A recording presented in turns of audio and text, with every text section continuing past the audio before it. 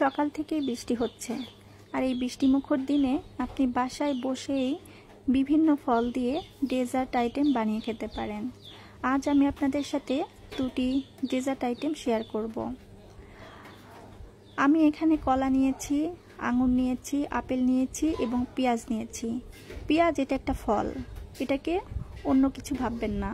তো আমি এই ফলগুলা ভালোভাবে কুচি কুচি করে কেটে নিয়েছি। কেটে নেওয়ার পরে সবগুলো আমি একটা প্লেটে একসাথে রেখে দিলাম। একসাথে সবগুলো ফল আমি মিক্সড করে তারপর আমি এটাকে ভালোভাবে মিক্সড করব। এটার সাথে কোনো চিনি বা অন্য কিছু দেওয়ার কোনো প্রয়োজন নেই। ফল শরীরের জন্য সবসময় খুবই উপকার এবং স্বাস্থ্যসম্মত, তাই আপনার এই ডেজার্ট আইটেমগুলো খেলে এটা আপনার শরীরের জন্য অনেক উপকার দিবে। আর দৈনন্দিন জীবনে ফলের গুরুত্ব অপরিসীম, তাই আপনি বাসায় বসে নিজের হাতে ডেজার্ট আইটেমগুলো বানিয়ে খেতে পারবেন। তো আমি এখানে ফলগুলো মিক্সড সবগুলো করে ফেললাম, করে এরপর আমি কেকে পরিবেশন করব।